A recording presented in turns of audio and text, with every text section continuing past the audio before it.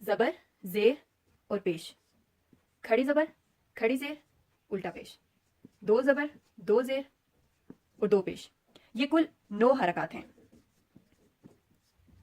अब इन 9 हरकत को पढ़ने का तरीका क्या है और ये हुरूफ पर जो हर्फ होता है उस पर किस जगह पे आती हैं, इसको आज हम सीखेंगे। सबसे पहले हम पढ़ते हैं जबर को।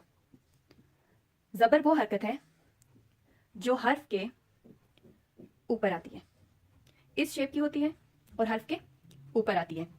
जो जेर होती है वो भी इसी शेप की होती है मगर हर्फ के नीचे आती है। इन दोनों में इसी तरीके से डिफरेंशिएट किया जाता है। जो जबर होती है उसका हमें तब पता चलेगा जब वो हर्फ के ऊपर है, और अगर हर्फ के नीचे है ये हरकत तो इसको हम जेर कहते हैं। और तीसरा है पेश। पेश भी हर्फ के ऊपर आएगा मगर चूंकि उसकी शेप डिफरेंट होती है इसलिए वो जबर के साथ मिक्स नहीं होता। जो पेश होता है वो वाव की शेप में, यानी वो छोटा सा वाव होता है। अब इन तीनों को पढ़ने का तरीका क्या है?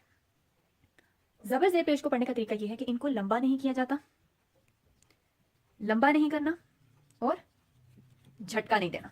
2 सूरतें। इन्हें छोटा पढ़ा जाएगा लेकिन इतना छोटा नहीं पढ़ा जाएगा कि झटका आ जाए उसमें। मैं आपको ये पढ़ के बताती हूँ। फा जबर फा, फा जेर फी, फा पेश फू, फा फी फू। अब इसको अगर आप पढ़ते हैं फा यानी अगर लंबा करते हैं तो ये पढ़ना गलत हो जाएगा, इसको फा नहीं पढ़ सकते। और अगर इसको फ पढ़ते हैं, झटका देते हैं, तो वो पढ़ना भी गलत है। तो ध्यान रखना पड़ेगा, इसको प्रैक्टिस करना पड़ेगा कि ना तो हम इसे लंबा करेंगे ना इस पर झटका देंगे। फा फी फू, बा बी बू, नॉर्मल। इसके बाद हम पढ़ते हैं खड़ी जबर, खड़ी जेर और उल्टा पेश को। खड़ी जबर होती है, एक छोटा सा अलिफ होता है जो हर्फ के ऊपर आता है। खड़ी जेर भी खड़ी जबर की शेप का ही होता है लेकिन वो हर्फ के नीचे आता है।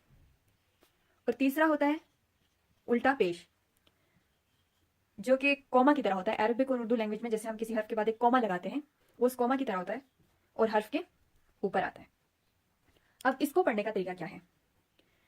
इसको पढ़ने का तरीका ये है कि हम इसको लंबा करेंगे, लेकिन कितना लंबा करेंगे उसकी लिमिट ये है कि जो एक अलिफ की मिकदार होती है, जैसा कि हुरूफ मदा को लंबा किया जाता है, सिर्फ उतनी मिकदार में लंबा करेंगे। अगर हम इसको छोटा पढ़ते हैं जैसे कि हम आम जबर को पढ़ते हैं तो वो गलत होगा, वो इसका पढ़ना गलत होगा। इसको हम प्रैक्टिस करते हैं।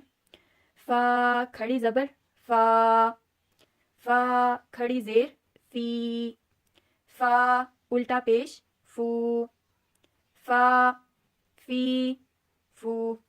लंबा करना है लेकिन बहुत ज्यादा लंबा नहीं करना। या तो आप इसको ऐसे प्रैक्टिस करते हैं जैसे कि हमें सिखाया जाता था कि आपकी जो फिंगर होती है इसको उठाने की मिकदार, फा फी फू, इस तरह से हम इसको पढ़ेंगे।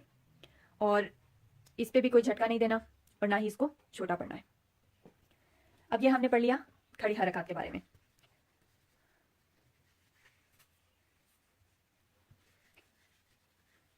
अब हम पढ़ेंगे 2 जबर, 2 जेर और 2 पेश के बारे में। इनको तन्वीन कहा जाता है। 2 जबर जबर की तरह हर्फ के ऊपर आएगी, 2 जेर हर्फ के नीचे आएगी और 2 पेश हर्फ के ऊपर आएंगे। इनको पढ़ने का तरीका बहुत आसान है। फा 2 जबर फन, फा 2 जेर फिन, फा 2 पेश फुन, फन फिन फुन।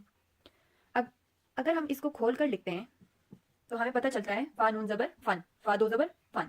इससे हमें यह पता चलता है ये जो तनवीन होती है इसमें एक नून साकिन हिडन होता है हर तनवीन में। अब तनवीन की 2 सूरतें होंगी, या तो ये किसी आयत के दरमियान में आएगी,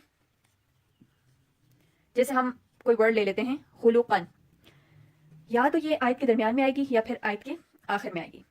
अगर आयत के दरमियान में आता है तनवीन तो फिर डेफिनेटली उस पर नून साकिन और तनवीन के कवायद में से एक कायदा जो है अप्लाई हो रहा होगा। नून साकिन और तनवीन के कवायद को हम इंशाल्लाह जिक्र करेंगे और प्रैक्टिस भी करेंगे।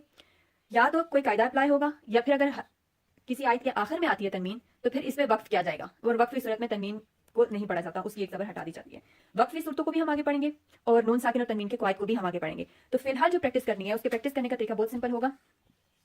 जैसे अगर हम कॉफ को ले रहे हैं तो इसको पढ़ने का तरीका ये होगा, कॉफ, दो ज़बर अन, नून को वाज़े पढ़ना है, उस पर ज़्यादा प्रेशर नहीं डालना, क्योंकि वो गुन्ना, जैसा कि हम नून साकिन और तनवीन के कवायद पढ़ेंगे तब मैं आपको बताऊंगी गुन्ना क्या होता है, और ना ही इस पर वक्फ करना है। तो इसको इसी तरीके से प्रैक्टिस करना है, कन, किन, कुन।